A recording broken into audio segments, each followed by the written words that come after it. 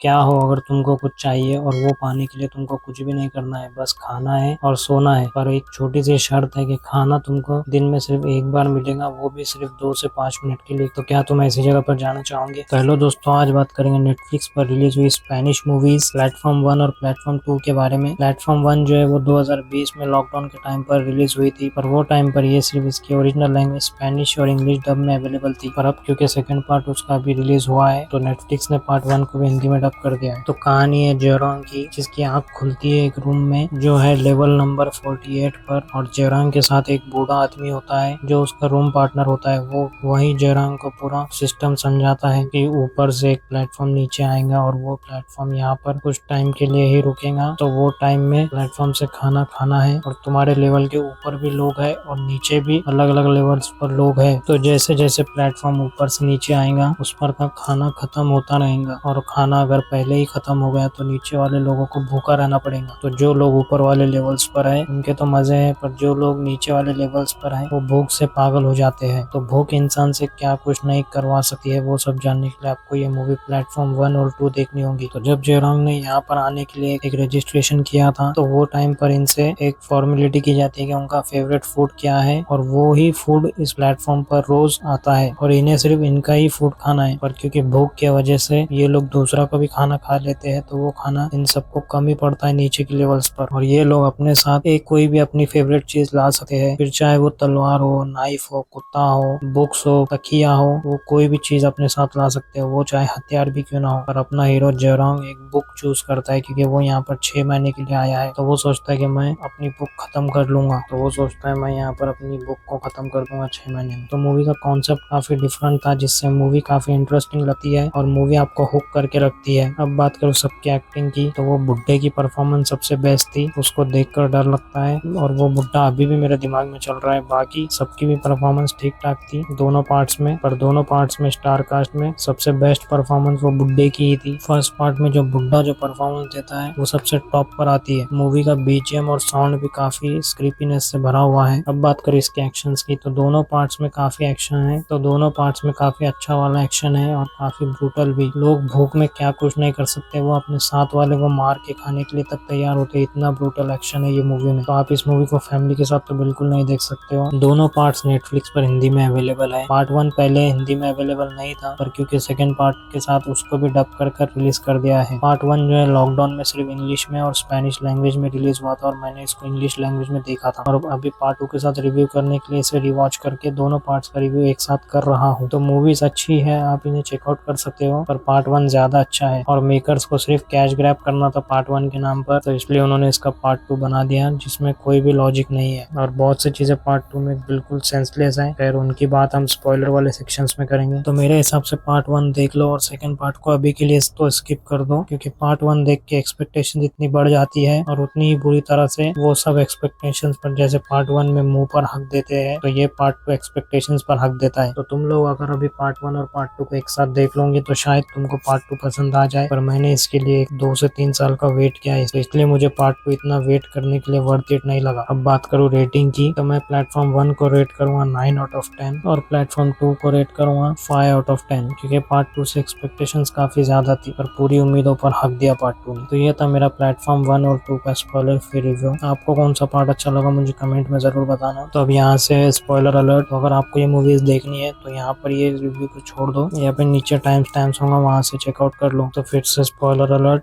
आगे जो भी बात होंगी वो पूरी स्पॉइलर्स होंगी। तो जैसे पार्ट 1 में हमें पता चलता है कि नीचे के लेवल्स जो है टोटल 333 लेवल से नीचे, तो जेरोंग जो है नीचे तक जाता है और वो देखता है कि नीचे खाना पहुंचता ही नहीं है, और वो बुड्ढा भी जेरोंग को इसीलिए बांध देता है ताकि वो भूख से मरने के बदले वो जेरोंग को ही खाएगा, क्योंकि हर मंथ में इनके फ्लोर्स भी तो चेंज होते रहते हैं ना। जो लोग 1 से 50 के बीच में रहते हैं उनको खाने के लिए कोई टेंशन नहीं होता है, पर टेंशन शुरू होती है 100 के नीचे से। जितने भी लोग 100 के नीचे जाते हैं वहां तक खाना पहुंचता ही नहीं है। तो जेरोंग जो है लास्ट 333 तक जाता है, और वहां जाके उसे पता चलता है कि वहां पर उसे एक मैसेज मिलेगा, और वो वहां जाके जब देखता है तो उसे वहां पर सिर्फ एक बच्ची मिलती है, और वो उस बच्ची को लेके और भी नीचे जाता है, पर वहां भी जेरोंग को कुछ नहीं मिलता है। और जब वो प्लेटफॉर्म वापस ऊपर जाने वाला है तो जेरोंग उस बच्ची को उस प्लेटफॉर्म के साथ वापस ऊपर भेजता है, ताकि उन्हें ये मैसेज मिले कि वो चाहे कितना भी भूखा हो जाए तब भी वो किसी बच्चे को हार्म नहीं पहुंचाएगा, और वो उस बच्ची को सेफली ऊपर भेज देता है। और पार्ट 1 यहीं पर खत्म हो जाता है। मतलब सब कुछ भी पता नहीं चलता है हमें पार्ट 1 में कि वो जगह क्या है और वो कैसे वर्क करती है। और अब स्टार्ट होता है पार्ट 2। पार्ट 2 एक कंप्लीट डिफरेंट लोगों के साथ स्टार्ट होता है। जैसे पार्ट 1 में मेन लीड एक लड़का था, अब पार्ट 2 में मेन लीड एक लड़की है। और पार्ट 2 स्टार्ट ही 24वें फ्लोर से होता है, जहाँ पर एक काफी मोटा सा आदमी के साथ एक लड़की होती है। और वो उस मोटे आदमी का इंट्रोडक्शन ऐसे बताया जाता है जैसे वो एक साइकोपैथ है, उसने उसका घर जला दिया है। पर वो इतना फट्टू होता है, जब लोग ऊपर से नीचे आते हैं उसे डराने के लिए तो वो तभी डर जाता है। तो मूवी ये भी एक अच्छा मैसेज देती है कि जो जैसे दिखता है वो वैसा होता नहीं है। देखने में वो इतना डेंजर होता है पर अंदर से वो खूब फट्टू होता है। तो पार्ट 2 स्टार्टिंग में तो अच्छा होता है, पर ट्विस्ट तब आता है जब हमें पता चलता है कि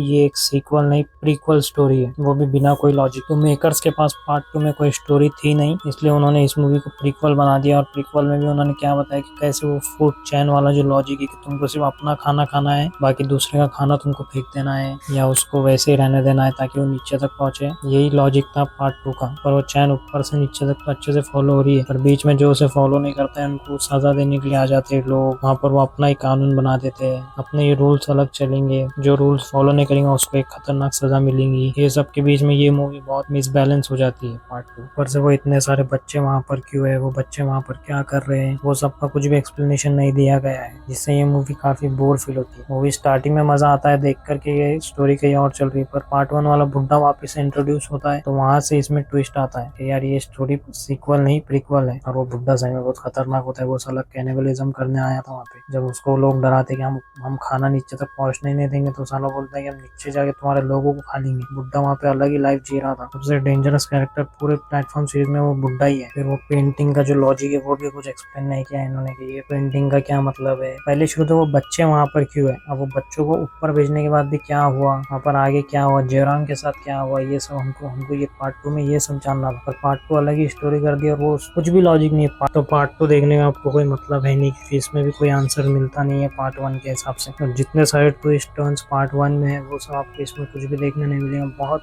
बहुत बेसिक सी स्टोरी है पार्ट 2 की, लॉजिक कुछ भी नहीं है। पार्ट 2 में देखकर सिर्फ टाइम वेस्ट वाली फीलिंग होती है, इसलिए पार्ट 2 को रेटिंग मैंने इतनी कम दी है। और मेरे हिसाब से एक और थ्योरी है कि वो स्पेसशिप में है, वो सब लोग स्पेसशिप्स में लास्ट में जो लाशों को फेंकने के लिए आते हैं वो पूरी वहाँ की ग्रेविटी बंद कर देते हैं। इसलिए मुझे जहाँ तक लगता है वो सब जो है स्पेसशिप में किसी पर वो स्पेसशिप में वहाँ पे एक भी नहीं है। वहाँ पे ऐसा लगता है मेरे को ज्यादा वहाँ पे ज्यादा लोग होंगे, एक सिंगल फ्लोर पे नहीं होगा वो कॉन्सेप्ट, और भी बहुत से होंगे वैसे लेवल्स वाली बिल्डिंग्स और भी होंगे मुझे जहाँ तक लगता है। तो दोस्तों ये था मेरा प्लेटफॉर्म 1 और प्लेटफॉर्म 2 का स्पॉइलर और स्पॉइलर फ्री वाला रिव्यू। तो आपको कैसी लगी ये दोनों मूवीज मुझे कमेंट में जरूर बताना। तो आपको कौन सा पार्ट सबसे ज्यादा पसंद आया वो भी बताना, और तुम्हारी क्या थेरीज है, तुमको क्या लगता है कि वो सब कहाँ है, ऊपर क्या होने वाला है, ऊपर लोग क्या करते हैं, वो सब भी मुझे कमेंट में जरूर बताना। तो तब तक के लिए इस वीडियो को यहीं पर खत्म करते हैं। आपको ये मूवी कैसी लगी मुझे कमेंट में जरूर बताना। तब तक के लिए इस वीडियो को लाइक करो, शेयर करो और प्लीज चैनल को सब्सक्राइब करो। Thank you for watching, stay tuned.